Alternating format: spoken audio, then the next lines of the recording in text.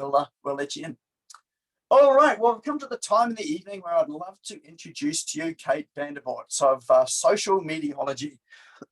Kate's been in the social media space for I was going to say a long time, but that's a bit rude, really. But she's been around for sort of like at least 10 years in this sort of space. I think I'm not telling lies when I'm saying that. She's worked in the corporate space as well, so she's helped large organisations with big budgets to spend on finding out how the social media stuff works. Because she's worked there, they paid for it. She's got all of that knowledge that she's able to bring out to people that are in small business, so that you don't have to invest all of that money to work out how this thing actually works. So Kate is here tonight to generously share with us her knowledge and some of her information to help you with your social media marketing. And she is an expert in the organic space and helping to build your tribe. So let's put our hands together and welcome Kate VanderVoort. Thank you very much, Nick. I will just share my screen. There we go. So thank you very much for that lovely welcome, and thank you everybody for your lovely comments as you did your introductions. I'm one of those lucky ones that got thrown into lockdown yesterday, and I'm at home with 2 children. I managed to bribe a friend because it is essential for me to be here. So she's an essential worker looking after my children so that I can actually be here with you this evening. And I was a bit cheeky today. I did the getting ready from the waist up, because that's what you do in lockdown, right? You get ready from the waist up.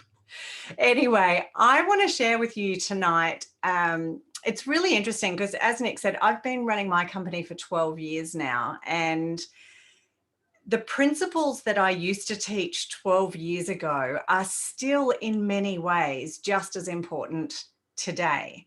And it's been really interesting watching the digital marketing space, because it really started out as relationship. And then we kind of moved into this space around ads and funnels and bigger is better and more, and how many people can you get on your list? And all of that is really important, as are ad budgets and all those other things. But some of the fundamentals definitely got lost along the way. And so what I find with a lot of small businesses now is that they've taken all of the stuff that the digital marketing world are insisting we have to have, but they're implementing without a lot of the fundamentals. So I'm taking some of the fundamentals and giving them a futuristic view, because where social media is heading, and I think it was Brendan articulated some of that when he was doing his introduction, where social media is heading is really interesting, but in some ways we've come full circle. So tonight I'm going to talk about the future of social media for your business and what that might look like. We're going to talk about the power of hyper-personalized content. Big word, but I'm going to break that down for you. We're going to create, I'm going to talk about creating detailed customer avatars for you, which don't zone out. I know a lot of people have already done this, but I've got some nuances around that you really want to take on board. And I want to talk about exactly the kind of content that you want to be creating for your audience, because it's going to be different to everybody else on this webinar, and how important it is that that content really connects you to your customers and your ideal customers. So social media marketing requires a paradigm shift. Gone are the days where we can just broadcast our message louder and louder in the hope that someone can hear it. And I know that traditional marketing is more nuanced than that, but it used to be that we could put an ad up on TV, we could put an ad in the paper, we could do a letterbox drop in our local community, and we would somehow reach our audience. And Nick was talking about that today in the live that he did, you know, that if you're looking for one person out of 50, that's one thing, but when that becomes a stadium, it's completely different. I won't go into that because Nick already did that in a video today. But we really need to turn a lot of the traditional marketing principles on their head. And a lot of businesses are still using traditional marketing principles, thinking that they're going to, they're going to work on these newer platforms. So the future of social media is hyper-personalisation. Now, what this actually means is that when you create content, you want people to feel like they're sitting across the table from you having a cup of coffee. You want it to be conversational and you want it to be meaningful and impactful to the person who's reading it. And again, what most businesses do is they craft their message. It's the same message. They put it out on all of the platforms that they're on, and it actually doesn't land with anybody. Because you know what it's like, those posts that say, "Hi, everyone," they're just very catch-all kind of messages. So even just thinking about nuanced language so that you're speaking directly to an individual can make an enormous difference. But how you would talk to a 30-year-old female on social media is completely different than how you would talk to a 50-year-old male on social media. Where you would find them on social media is completely different. So unless you take the time to actually craft your content, craft your messaging to connect you to the people that matter to your business, you waste an enormous amount of time and sometimes thousands of dollars in ad budget because you're missing the mark completely. So I want to go into that in more detail tonight. So the first thing, and as I said, a lot of people have probably done this process. Please listen keenly to some of the nuances here because it will make all the difference about your customer avatar. But for those who haven't done this process, your customer avatar is it's a characterization or persona of your ideal customer. So these are the ones that if you had 5 or 100 every day of the week, you could retire in, I was going to say the Bahamas, but we kind of can't travel at the moment. You can retire in your backyard in Brisbane at the moment. But what we want to do is get really, really clear about who our ideal avatar is. So a lot of people, the first question they ask me is, but what if I've got more than one avatar? And it's a good question. And most of us have multiple avatars. So I have multiple avatars in my business. My consulting and done for you services are much more at the corporate level. The coaching is much more a mid-sized business where we embed ourselves into the business. And then the online courses and our membership are for small business. So I've got 3 very distinct avatars, but even within those avatars, I've got buckets, if you like, or nuanced audiences. And so you will definitely have more than one avatar, but what will really work for you is if you get clear on the main avatar. Generally, we have one that if we had 5 or 100 a day, we'd be super happy in our business, depending on the kind of business that you have. So don't let that stop you. So, it could be, well, I'll go into that in more detail, but just a quick story. So I was going to say recently, it was pre-COVID.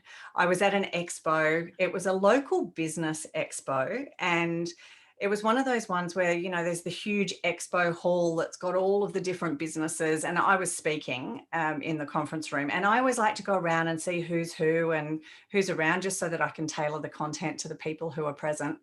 And every single person, as I walked around that hall, jumped out at me and started their sales pitch. And not one of them actually stopped and asked me any questions. Now, I wasn't local. I was in a completely different country, let alone state. I already have solar panels on my roof. I happen to run a social media company. So social media services for the very enthusiastic guy that jumped out and started his sales pitch, not necessarily a fit for me. So rather than us jumping out and trying to show who we are and what we do and make a big song and dance about it, which is what we try and do every day on social media, we need to actually stop and understand who we're speaking to. So I'm going to go into that in more detail, but imagine if I had have walked out of there feeling like people had listened to me, that I actually got what I came for, that, I did need my house painted or I did need faster internet, but I only stopped and had those conversations with people who took the time to understand my situation, because you don't want to waste your customers, or even worse, you don't want to connect with people who are never going to be your customers. So you don't want to waste other people's time, but you certainly don't want to waste your own either.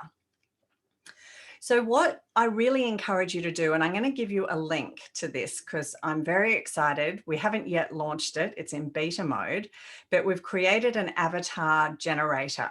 So what this allows you to do, and we've just recorded the videos for this. So the version that's up at the moment doesn't have the videos that steps you through each of the steps. But my vision for everybody that's creating social media content is that they have a poster that goes up on the wall that when they're creating content, they're speaking directly to that person. So that when you create content, if your avatar is Sarah, who's 37 years old, she's married, she has 2 children, she is on 100 grand a year, then you have Sarah in your mind when you're actually creating that content. And a little tip around that, if you happen to have a database or an email list, have a look at, 1, divide your list by male and female if you've got that information, but 2, have a look at the most common name on your database.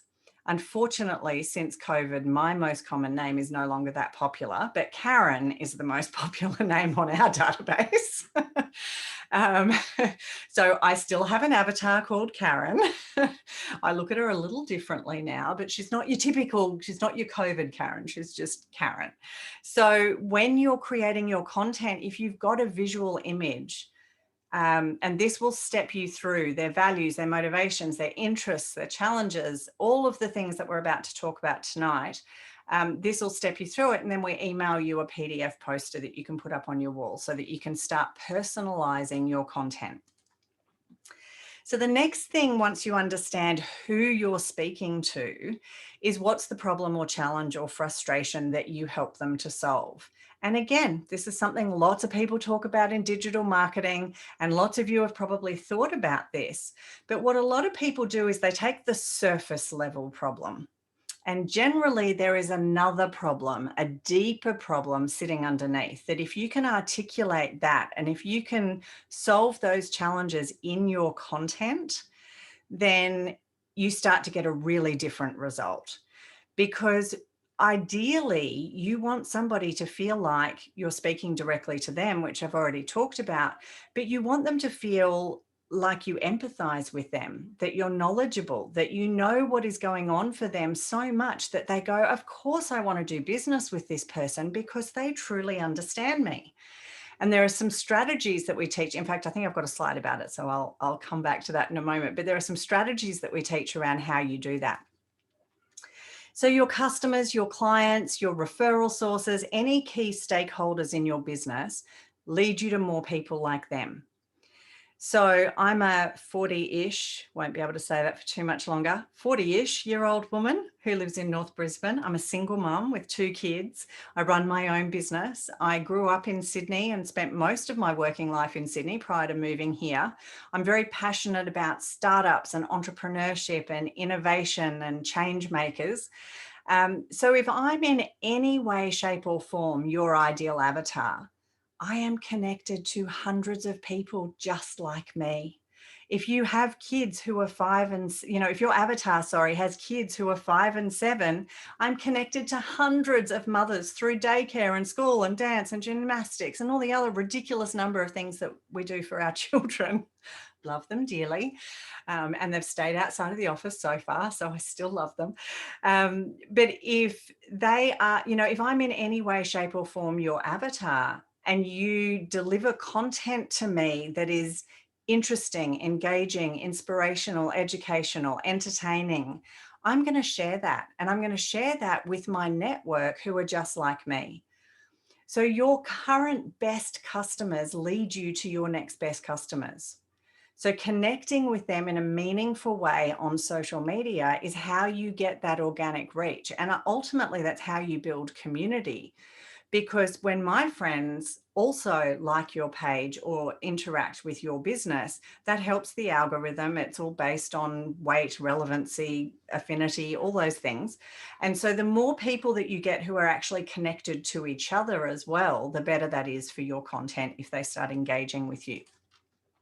But one of the things actually, just back on that, that a lot of people do is they kind of go, I've got my email list and I've got my customers and I don't want to muddy the waters by, if they're already doing business with me, I don't want to get them on, they're not my target on social media. I want whole new audiences. Targeting them first and foremost and connecting with them and adding value and building relationship with them on social media is gold.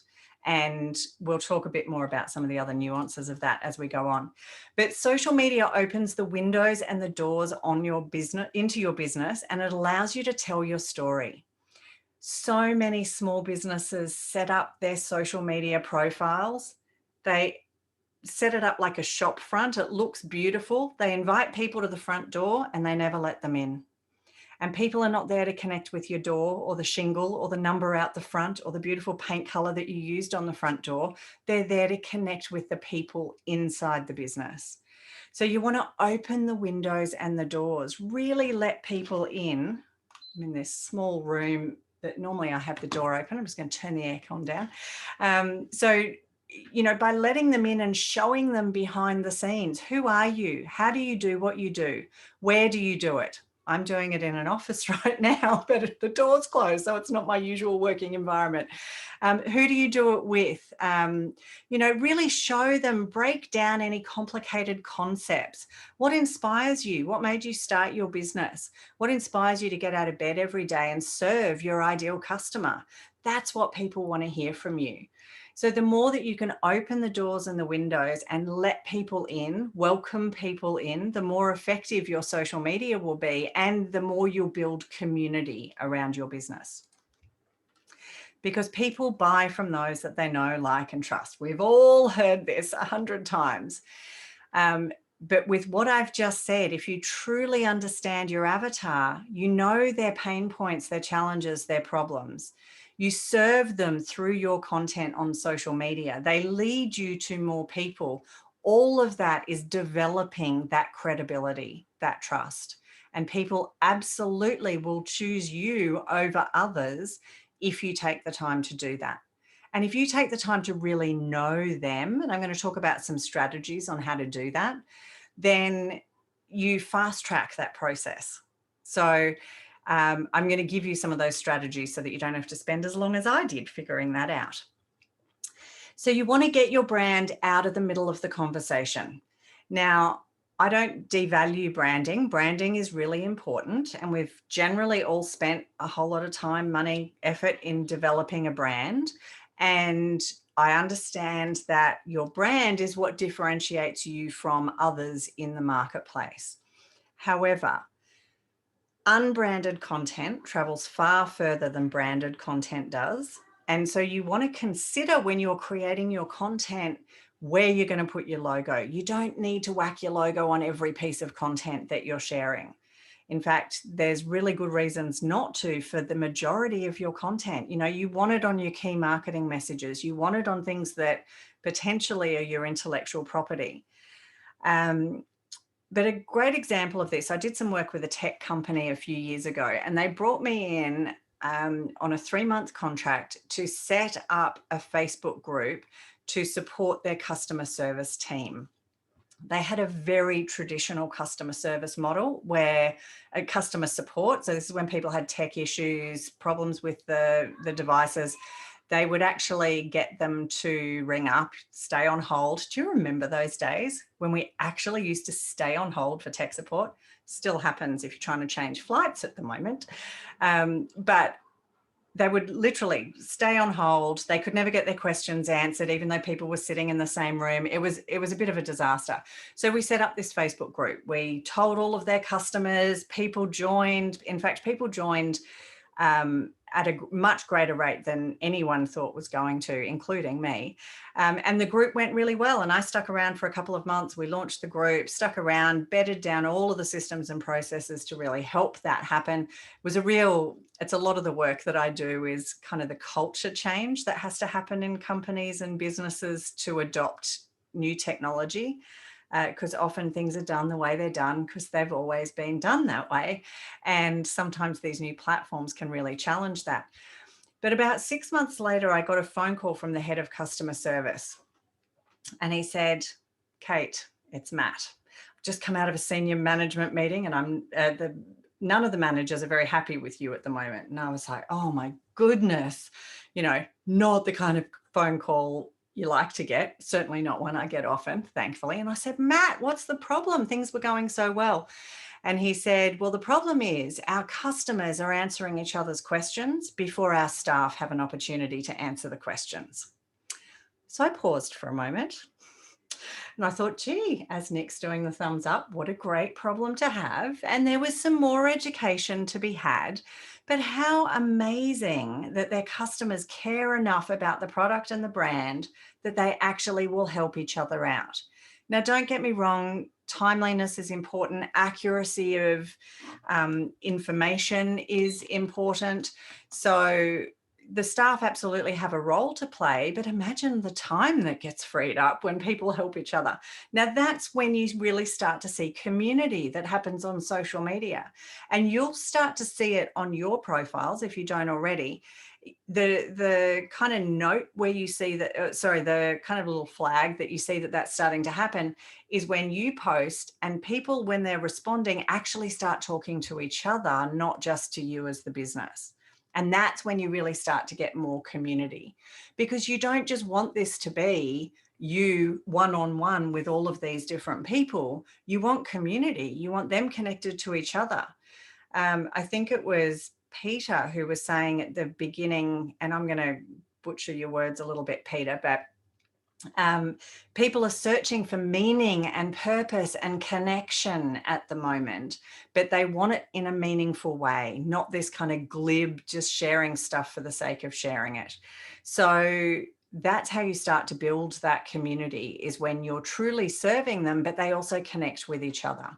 But that means not putting your brand on everything, because we all know people are not on social media to connect with brands. They're there to connect with people. So really bring the human to your social media. That is me jumping out of an aeroplane. Very attractive look. Now, you can't completely control your message on social media. We all know that. If you don't want it on the front page of the Courier Mail, don't say it on social media. In fact, one of the trends I'm seeing at the moment, which is fascinating to me, and it happened yesterday, is people posting in local Facebook groups and it ending up as a Courier Mail headline. And so there are journalists in all of those Facebook groups. So there was a pregnant woman in Arana Hills who wrote, "I'm 9 months pregnant and a woman ran into me today with her trolley trying to get to flour. Can we all just remember that we're all people in this situation?" And it was quoted word for word in the Courier Mail. And I'm sure they didn't contact her to get that. So we know that you can't completely control your message on social media. You can control what you say, when you say it, where you put it, but what people do with it after that, whether they take offense to it, whether they create a meme about it, whether they butcher it and cut it up, is completely beyond your control. But what I encourage you to do is give up some of that control for the benefit of greater reach. And what I find with a lot of small businesses, actually, I shouldn't say small businesses, some of the biggest corporates are terrible at this.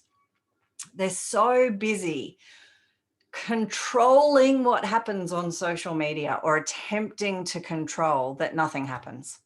You know, I still, last year was the last time it happened, get businesses who approach me and say, "I want you to work with us on our social media.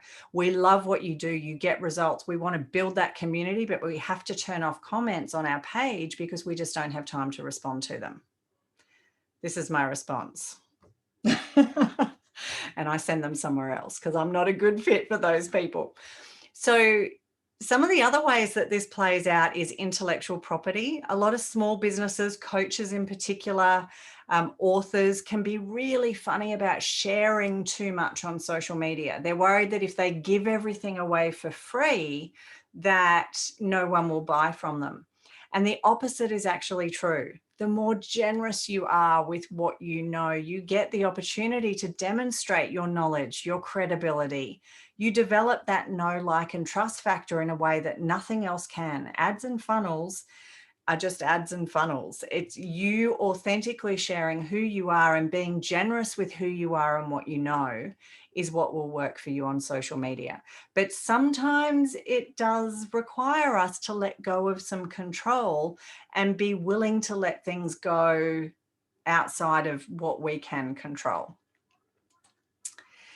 You want to step outside of yourself as the business and really look at what your customers, your clients, your supporters, your connections, what do they really want from you? Now, I've told you to tell your story. And on the one hand, I want you to do that. but you also want to truly understand what they want from you. I used to work with my small business accountant when I was in Sydney. I did some work with them on their social media. And this was very cutting edge at the time, not so cutting edge now. But John, the, excuse me, the director of the company, he developed this newsletter that went out once a month. And it was a video, excuse me. It was a video, and it was a little talking head caricature of him, and it looked like him, and he recorded the audio and it synced, and really innovative for an accountant. I mean, kudos to him for, stepping outside of what he was comfortable with. But what he would share every month is the changes that the tax office were making. And I said to him, John, love your caricature. It's not always an easy word to say. Well done. Kudos for the, the innovation and the ingenuity. But I don't care what changes the tax office made this month. That's what I pay you for. What I care about. And he said, well, what on earth are we going to share? That's what we specialize in. I said, you've got a team of 30 people here who specialize in small business accounting. So the apps they use, how to streamline your payroll, how to recruit and retain good quality staff, how to benchmark salaries, all of those kind of pieces of information are useful to me as a business owner. So sometimes we're so busy sharing what we know that we miss kind of the layers of the onion. I often see that the core of what we're sharing is the core of what we know. I share social media, but my avatar is also interested in productivity, in innovation, in all sorts of other interesting things that if I have something to share or some experience on that, that adds value to my audience and keeps them connected closer to my business. So really think about what it is and go out and find, what is it that your avatar really want from you? What would make what you share, regardless of the platform, what would make that valuable to your audience? I think Nick has demonstrated with this group that he's nailed that with this group. And you guys show up. I know lots of people that run a free weekly thing and people don't necessarily always show up. So Nick has nailed what it is that business owners are looking for, and he's bringing it in terms of content. That sounded a bit self-congratulatory. Is bringing amazing people, other amazing people. So you get the point, but you really want to understand what it is that your audience want from you so that you can deliver on that. Because sometimes we think we know, but we actually haven't taken the time to stop and check that out. So a couple of ways to figure that out.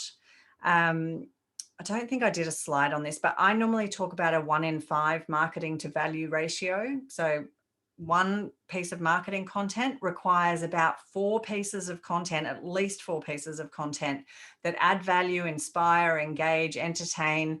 That's what will keep the engagement going. We don't have time to go into all the algorithms, and I'm sure other speakers have done that as well. But the more relevant your content is to your audience, the more they engage, the more you show up and the more you get that organic reach. So a couple of ways to do that. Ask them, pick your 5 best customers. Ask them, what platforms are you on? Where does it make sense for me to share information? What would be most useful for you in terms of what I can share? You could be really surprised at some of the answers that you get, and pick people that it's okay to ask those questions. Sometimes people just go out and ask their customers and it's not really appropriate. So do that in an appropriate way. Hands down, the best way to understand what it is that your avatar wants. There are hundreds of thousands, mostly Facebook groups, works with LinkedIn groups. Twitter are launching communities. That will be exciting. But Google Plus used to have communities. No, Google Plus doesn't exist anymore. But there are groups of your ideal avatar that are out there. And often we're just hanging out in the wrong places. So if you can find those groups where your ideal customer is, and it doesn't have to be groups that are about the topic that your business is about. We were doing some work with a transport infrastructure company recently, business, not not a huge company, but they work with government, do a lot around transport infrastructure. They're consultants. And they found that their ideal avatar, 90% of them were avid mountain bike riders. And so they started hanging out in mountain bike riding communities. And what they started doing with their content was using some mountain bike riding analogies, because they knew that that was going to really resonate with their audience.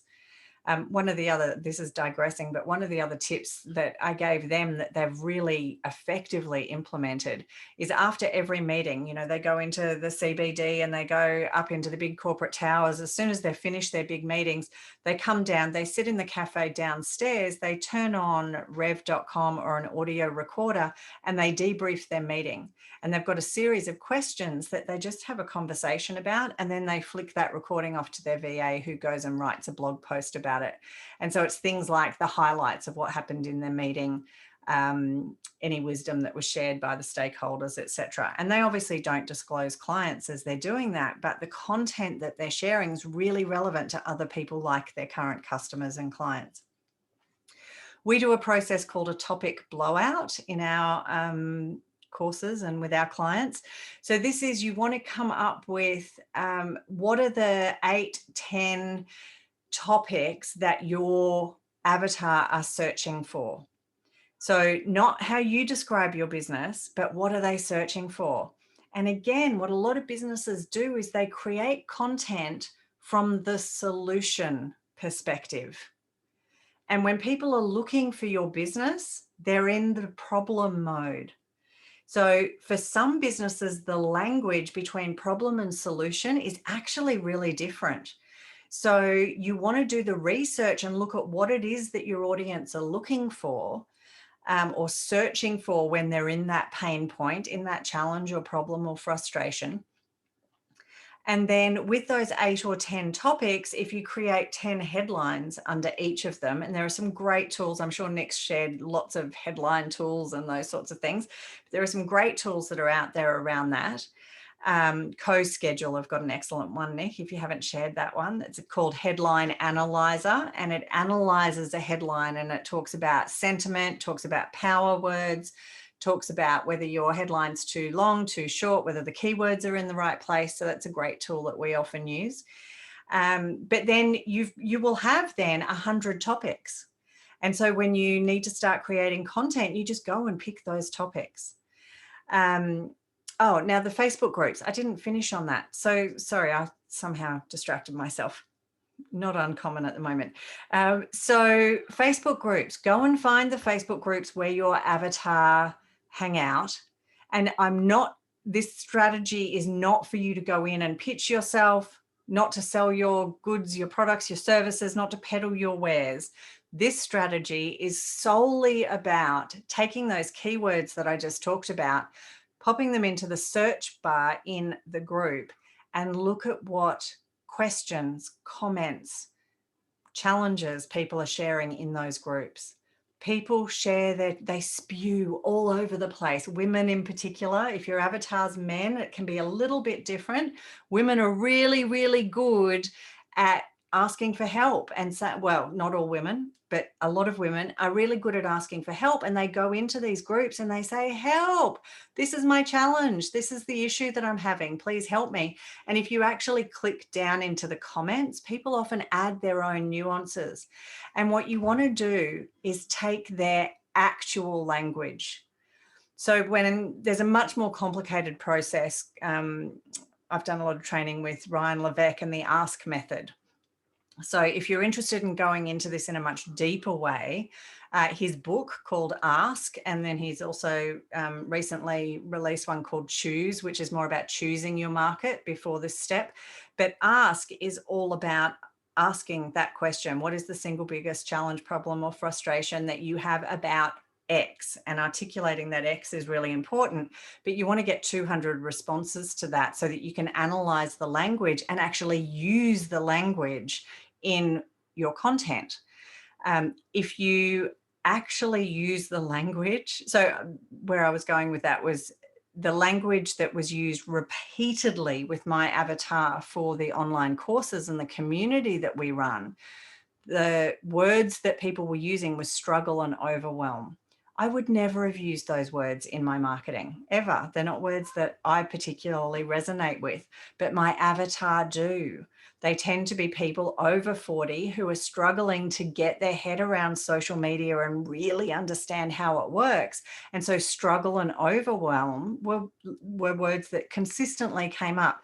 I'd be crazy not to use those in my marketing. So Facebook groups is the simple way of doing what is otherwise a fairly complicated process. But, you know, you go into these groups, and for me, I've got a staff member who literally, one of the jobs every week that she does is she goes and searches through the top 10 Facebook groups that our avatar are active in, and she'll type in Facebook, Instagram, social media, strategy, paid ads, and she'll go through and take out all of the questions and the comments, and we look at that language, but we also use that to create our content, our videos, our posts. So it's a great strategy to just really fine tune and hone in on creating what matters to your avatar.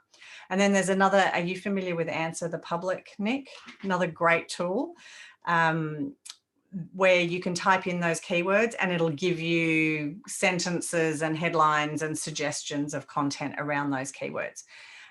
So that is how you can really create content that speaks to your avatar. Now, no worries. Bye, Brendan. Bye, Catherine. So in terms of some of the etiquette around posting, and I'm bringing this into the hyper-personalisation side of things. So post regularly, not too regularly. If anyone hasn't kind of figured that out, feel free to put it in the questions and we'll talk about it at the end. But the average shelf life for a piece of content is about 3 hours. And on Facebook and Instagram in particular, you don't want to post more than once in a 3-hour period, because what you're doing is you're cannibalizing your own organic reach. So don't post too often. Consistency is more important than frequency.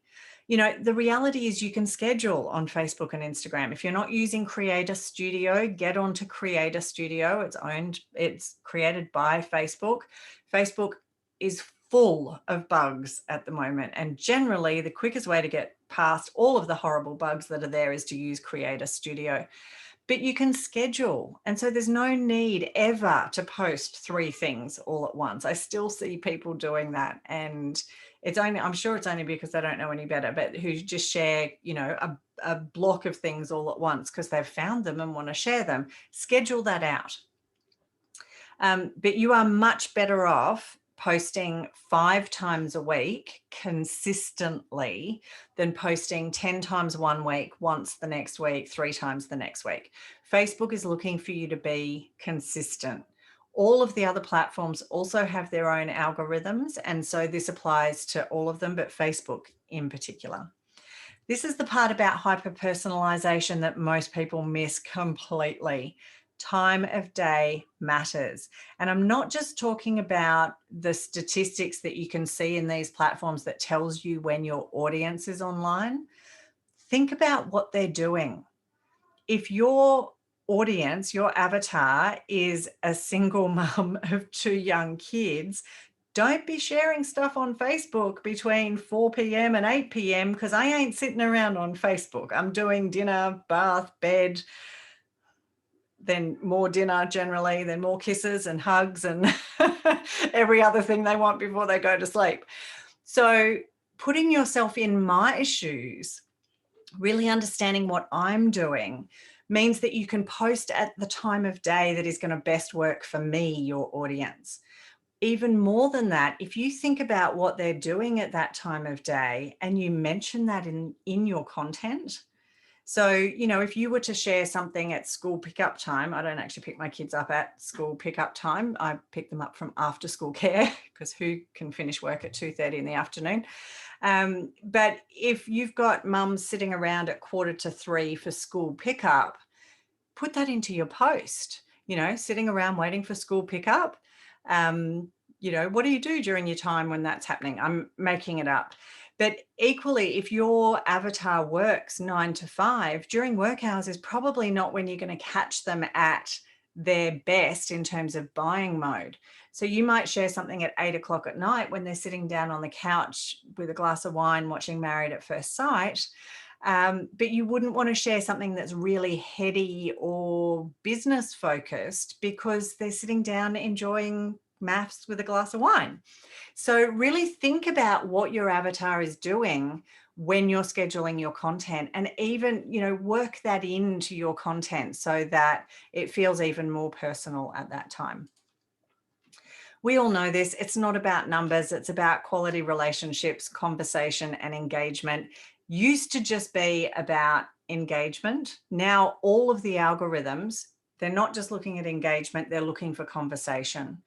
And so I can't tell you how many ads I still see where there are so many comments and questions and they get left for days unanswered. And it's a waste of money. Like, that is hot leads sitting there waiting to have their questions answered.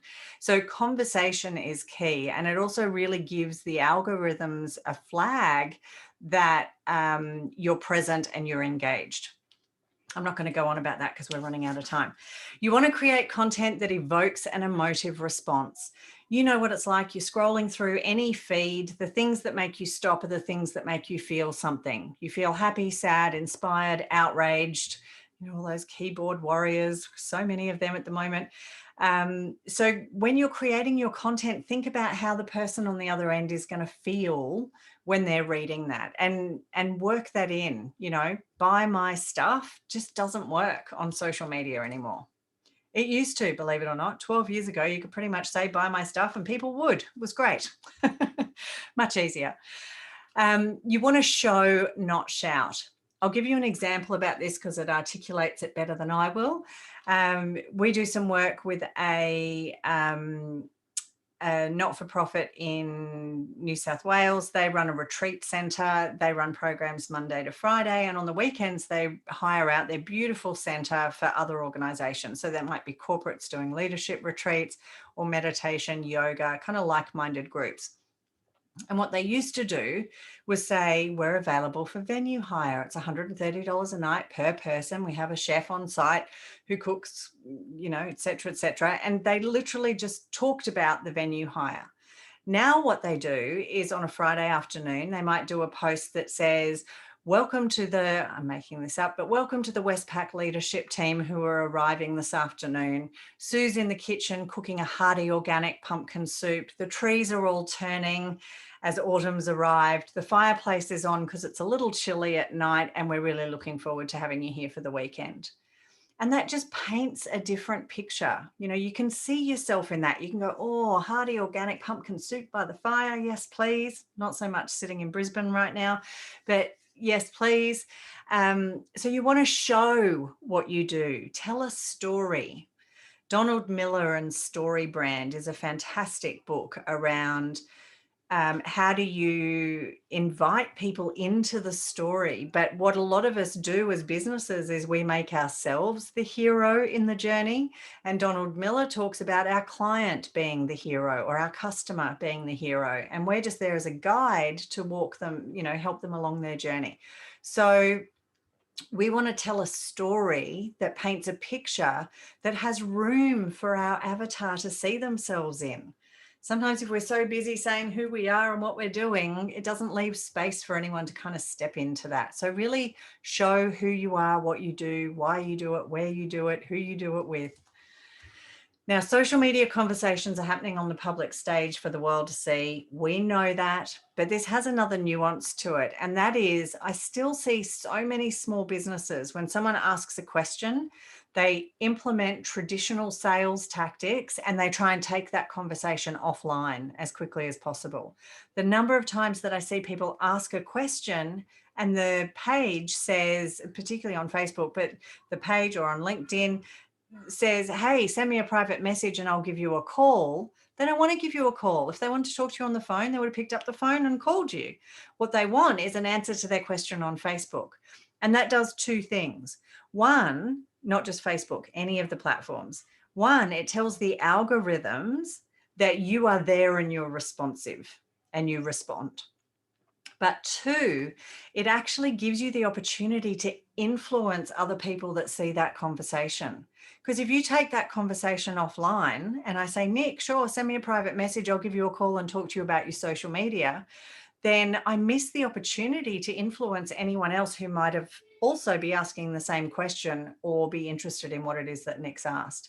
So keep those conversations online. I'm not saying don't private message as well, but keep those conversations online, because so often we shut them down way too quickly and we miss the benefits of that.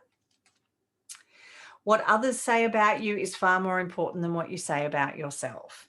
So having a review process in place, because 96% of people trust peer-to-peer recommendations over paid advertising. It's a pretty scary statistic.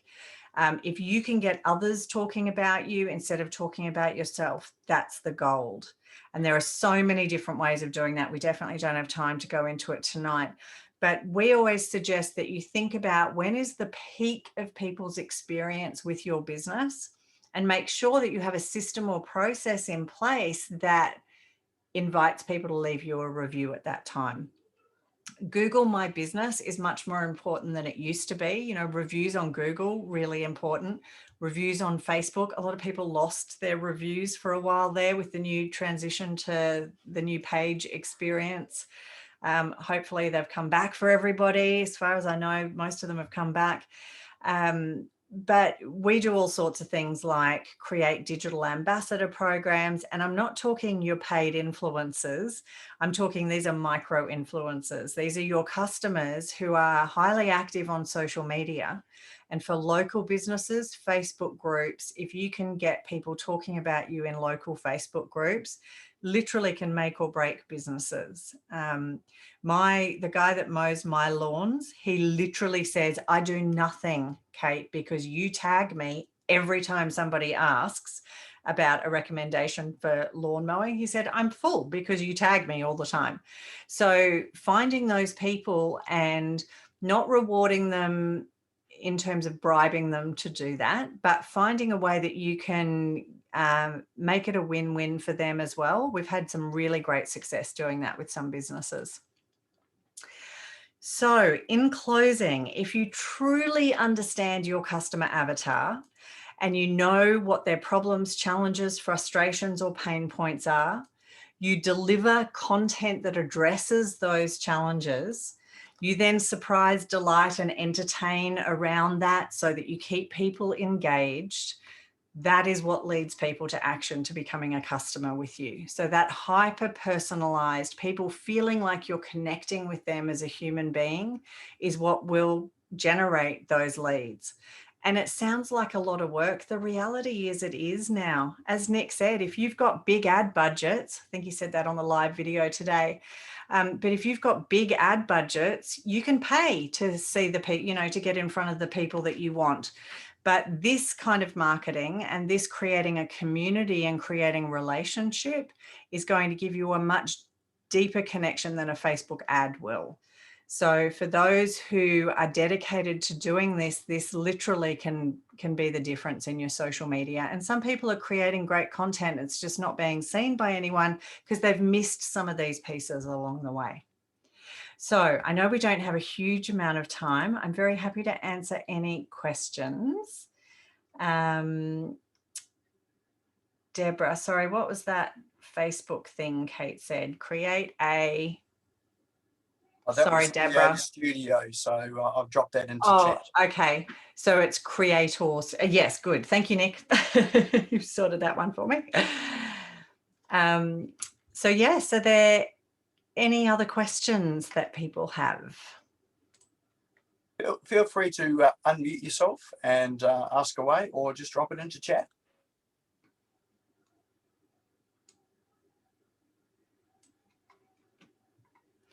While we're waiting for people to get brave, there's the bit.ly link, which is case sensitive for anyone that wants to go and generate their avatar. And if you've got any feedback about how that tool works, I'm certainly still open to it, given that we are currently finalizing all of that. I must have filled people's brains with so much, or you all knew it all anyway. No, we didn't. Thank you very much, Kate. Very, very helpful. Like you say, the world of social media is getting more challenging, but I think people are just overloaded with that much stuff thrown at them, isn't it? That it's probably more about helpful marketing, I suppose, in the concept of, isn't it? And relevant to the people, of course, too. Yeah. And putting marketing after, like I often talk about it a bit like an emotional bank account. You know, you really need to earn the permission to ask. And I think most people just skip that step. And that user journey, you know, it used to be a hop, skip and a jump. Now it's a very long journey. And we always talk about, that link's not working. I'll double check that in a moment. We always talk about it's because it's case sensitive. It needs a capital S, capital M, capital A. I've got the right one now. There you go. Beautiful. We always talk about what are the micro commitments, what are the really small steps that people need to take that make it impossible for them to fail. And so you want to break down that whole journey and think about your content like breadcrumbs that are leading people on a journey, rather than here's the shop, here's the bread, there's the cash register. It just doesn't work that way on social media anymore. It's about telling that story, engaging people, and it does require more work. But when you look at those who nail it, you know, they get immense value from these platforms without paying for ads. Yeah. Thanks, Gail. Thank you. Hi, Kate. Thank you. That was really comprehensive.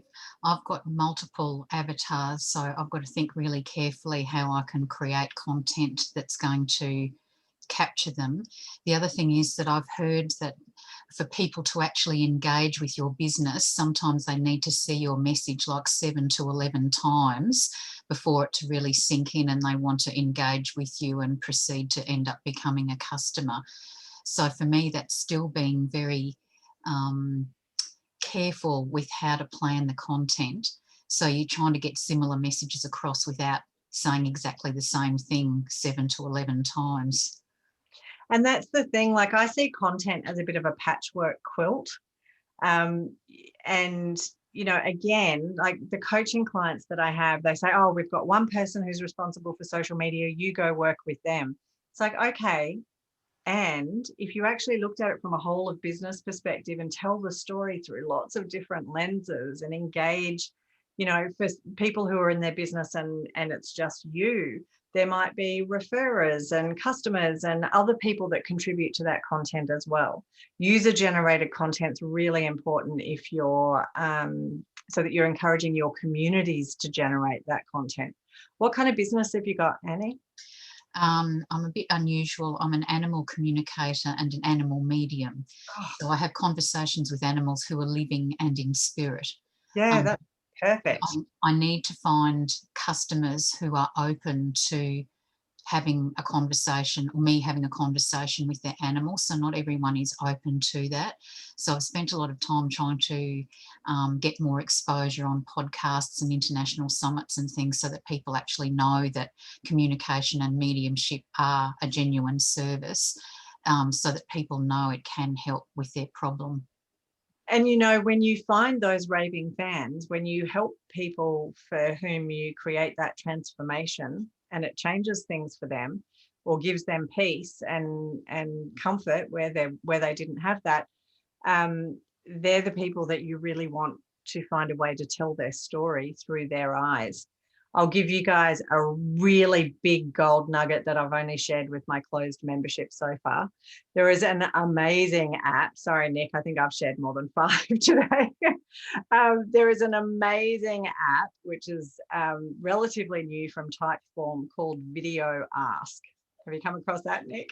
Yeah, that is awesome. We are creating some amazing campaigns with clients. So Video Ask, you can create a video message. So you literally can just hold up your phone and create a message. And this is something, Annie, that you can then send to people who you've worked with, and you'd want it to be a really heartfelt, none of what I'm talking about is about manipulation or about gaming the system or conning anything. I hope you got by the end of that everything is about genuine, authentic connection with people.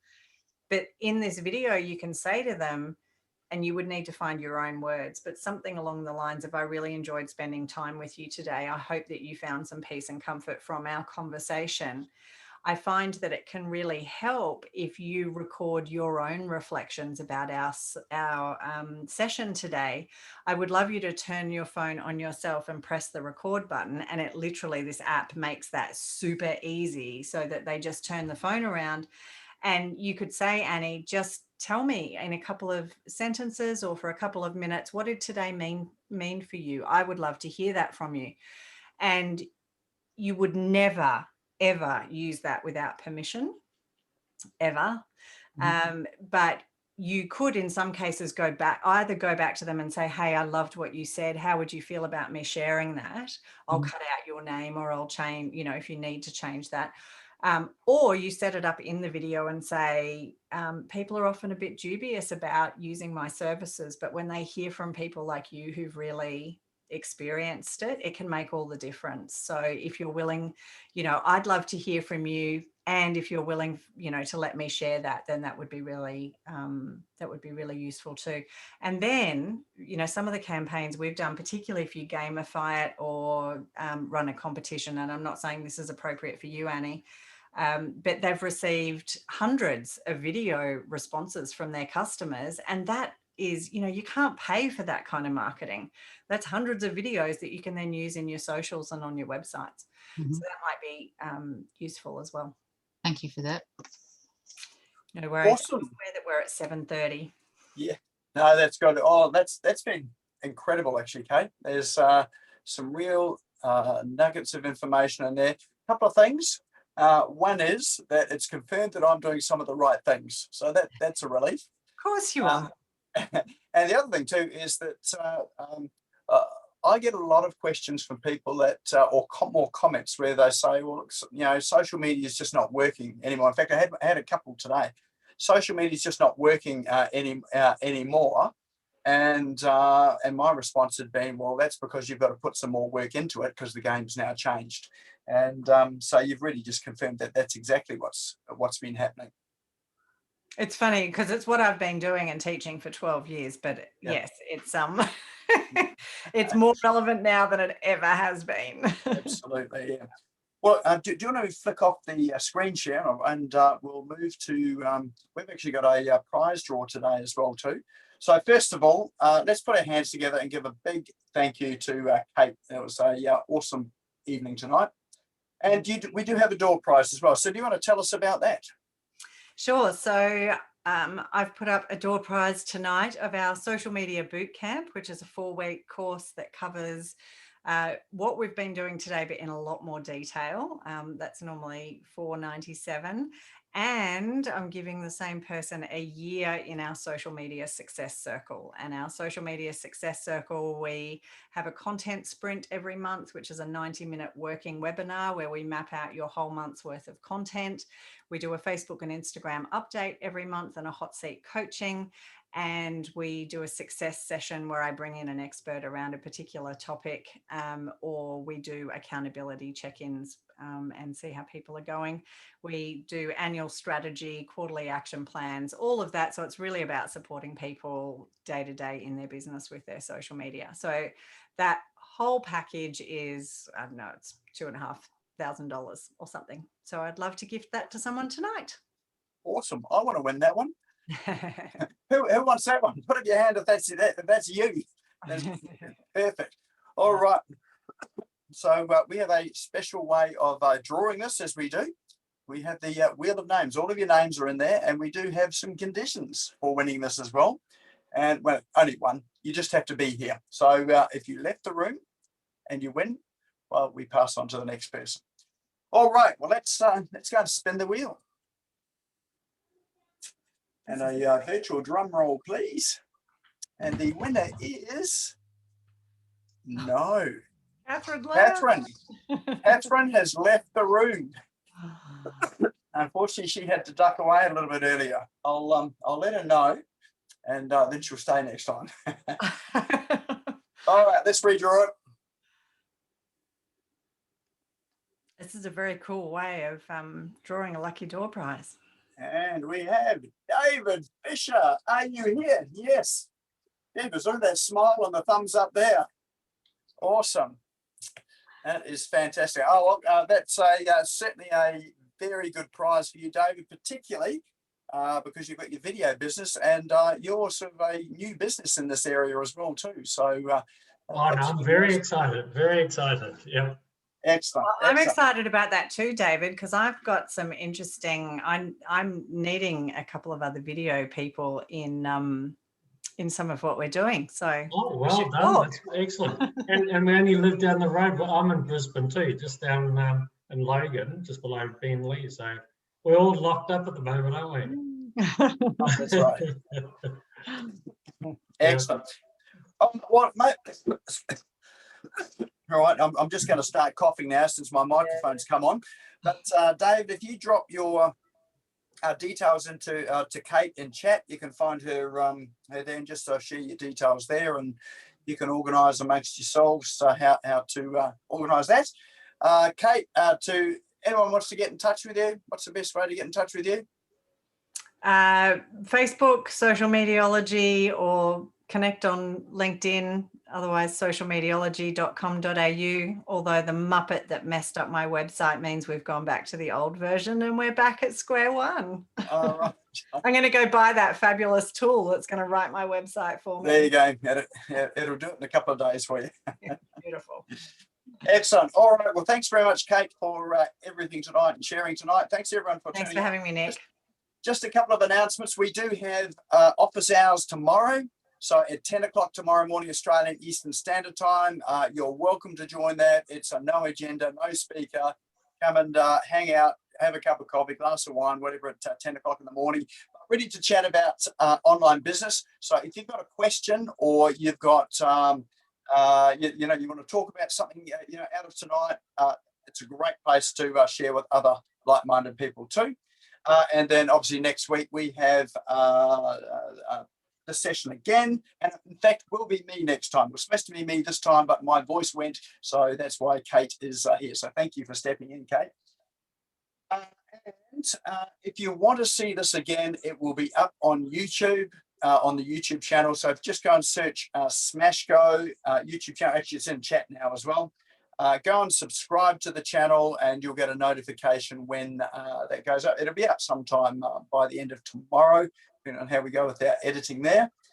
And go and subscribe to that as well, because we're trying to get to our vanity URL. We need 100 subscribers. I think we're sitting on 63 at the moment. So everyone counts.